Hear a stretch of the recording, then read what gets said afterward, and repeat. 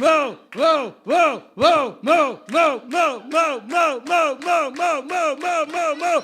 MoMondays! Woo! All right. I didn't realize that I had set the intention to the universe that I was going to change people. Now that I know what I know through my coaching in Neuro Linguistic Programming, the universe was answering me 4 times. Yes. And we have this little saying that you get boulders put in front of you, and if you keep hitting the boulder, you're not going to get anywhere. But sometimes you wake up and have an aha, and you go around the boulder. It takes you off your course, which we all know the road to success is not necessarily straight. So it takes you off. So there's the first layoff. It was actually a little rock like that. And then I got laid off after being at the corporate world for 14 years and said, that's it. I became a personal trainer. Okay, I wasn't coaching people in their mind, but I was coaching them in their body, and it was so fulfilling and so rewarding. And then economics, I thought, I'm not saving into my RSPs and my life savings, so I thought, I'm going to go back into the corporate world. Okay.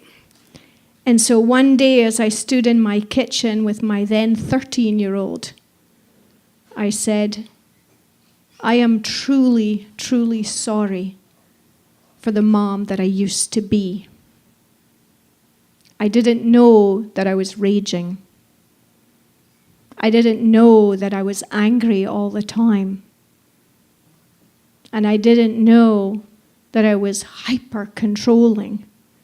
And that couldn't have been easy for you growing up. And she said, it's okay, Mom. And I said, no, honey, it's not okay.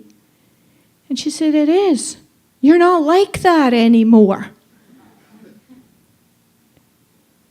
And the second story around my daughters is just about 2 or 3 months ago, I had a memory. And that's the thing about coming from a really abusive family is I never had a lot of memories. And the neat thing about sailing is when you're sailing, I took the helm and I was making these giant corrections, right? These huge, and the boat was going this way and that way. And the skipper, he was so patient, he said, Paul, let's just watch the wheel when I put on the autopilot. He puts on the autopilot, and the wheel makes tiny corrections. And don't you find that in life? If you make small corrections now and again, you get a really, really smooth ride. But every now and again, you make these giant corrections, right? And where we work, we use a method called agile programming. I'm a software developer. And it's the same thing where we do these very, very tiny corrections. It looks like we're not doing work, but we are. But we make these very, very tiny corrections. Yeah, those are my bosses back there. I just lost my job. And I had no idea who wrote that, who said that, who thought that. Where did that come from?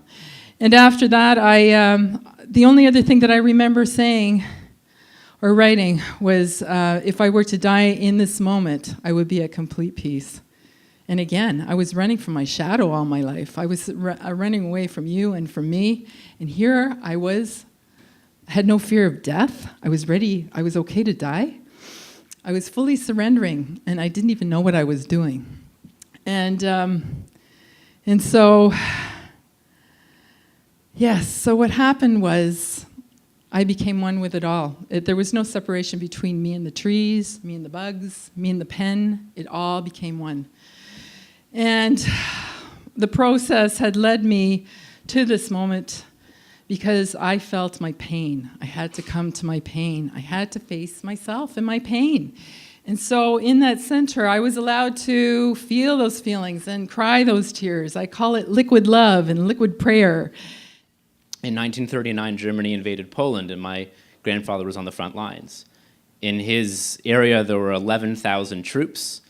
Only just over 2,000 of them survived. Fortunately, he was one of them. If you can imagine tanks and planes and far superior technology versus the horse and buggy-drawn Polish army. My grandfather survived. He was loaded into a truck. The German officers stopped the truck, and what they were doing, they were saying, "De fluchte alle Juden," which is German, and it means, if you're a Jew, let us know. And the people in the truck knew what was going on. If you're a Jew, we're taking you out and we're killing you. Because they would hear blasts. And everyone looked at my grandfather covered in dirt. They said, Benny, shh, Benny, don't say a thing. And he made it through. To Berlin, where he was imprisoned for 2 years.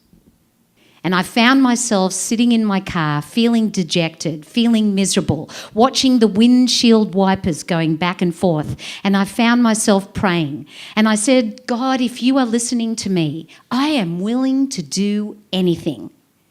I am willing to do whatever it takes, even if it's illegal or immoral. Show me what to do. And all of a sudden, I had no clue what was going to happen next. But I saw this flashing neon sign through the windshield wipers. It said, costumes for hire. So I got out of my car. I was drawn towards this sign. I walked into the store, and there were as many fancy dress outfits as there are people in this room, even more. And I got so excited. I started looking at all the costumes, and I found this black, shimmery, full-bodied number. And I went into the fitting room. And I put it on. And 1 minute I was Michelle Ray, the state sales manager, and the next I was cold calling Catwoman. I was afraid of everything. Anything that moved terrified me.